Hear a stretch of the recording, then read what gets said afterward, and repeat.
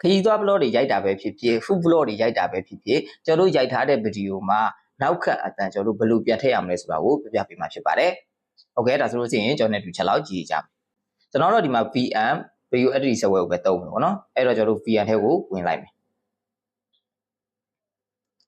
ပြီးရင်တော့ကျွန်တော်တို့ကဒီ new project ဆိုတာကိုနှိပ်ပေးမယ်။ပြီးလို့ရှိရင်ကျွန်တော်တို့ဒီမှာ video ဆိုတာကိုရွေးပေးမယ်။ပြီးရင်တော့ကျွန်တော်တို့ဒီမှာအပေါ်လေးကိုနည်းနည်းဆွဲတင်လိုက်မယ်။ဆွဲတင်ပြီးသွားတဲ့အခါကျလို့ရှိရင်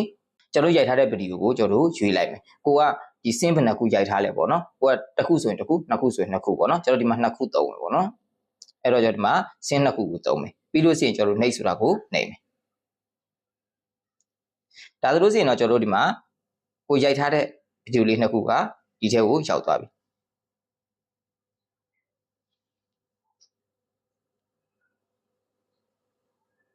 အဲ့တော့ကျွန်တော်တို့ကဗီဒီယိုတွေရိုက်ခဲ့တယ်ပေါ့နော်ကျွန်တော်တို့ကနောက်ခံအတန်ပြန်ထည့်မယ်နောက်ခံအတန်ပြန်ထည့်မှာဖြစ်တဲ့အတွက်ကျွန်တော်တို့မူလ original အတန်ကိုအရင်ဆုံးဖြောက်ပေးရမယ်အဲ့တော့အတန်ဖြောက်ဖို့အတွက်ဆိုလို့ရှိရင်ကျွန်တော်တို့ကဒီဗီဒီယိုလေးကိုကျွန်တော်တို့ click ထောက်လိုက်မယ်ထောက်ပြီးတဲ့အခါကျရင်ကျွန်တော်တို့ volume ဆိုတာကိုနှိပ်မယ်နော်အဲ့တော့ကျွန်တော်တို့ဒီမှာဒီဗီဒီယိုတော့ကျွန်တော်တို့ select ပေးထားမှာပေါ့နော်ကျွန်တော်ပြီးလို့ရှိရင် volume ကိုနှိပ်မယ်ပြီးရင်ကျွန်တော်တို့ဒီဟာကို volume ကိုကျွန်တော်တို့အတန်ကို0ထိ short ချပေးလိုက်မယ်ပြီးလို့ရှိရင်ကျွန်တော်တို့နောက်ထပ် scene တစ်ခုပေါ့နော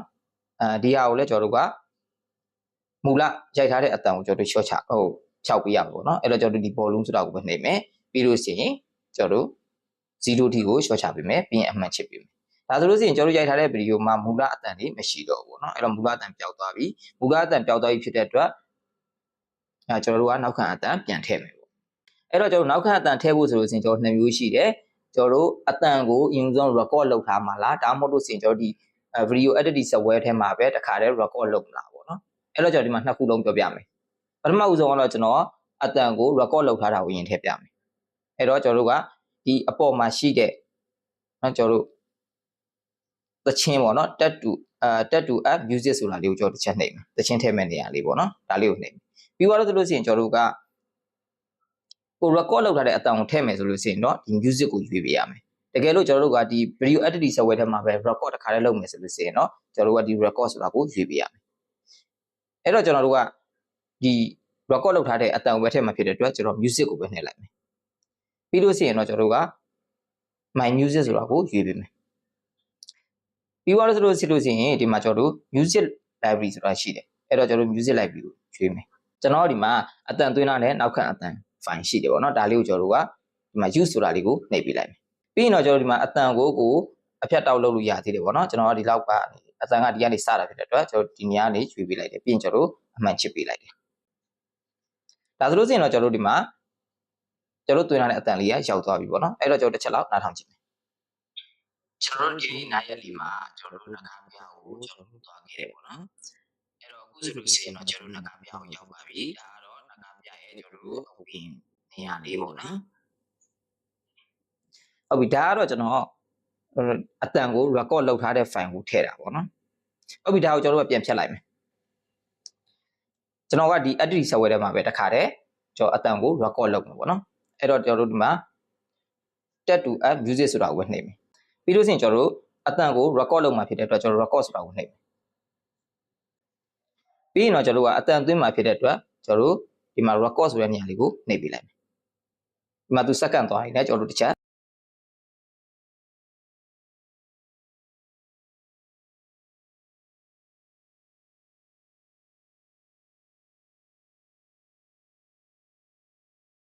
်ပြန်နှိပ်လိုက်ပြီးရင်တော့ကျွန်တော်တို့အမှန်ချစ်လိုက်မယ်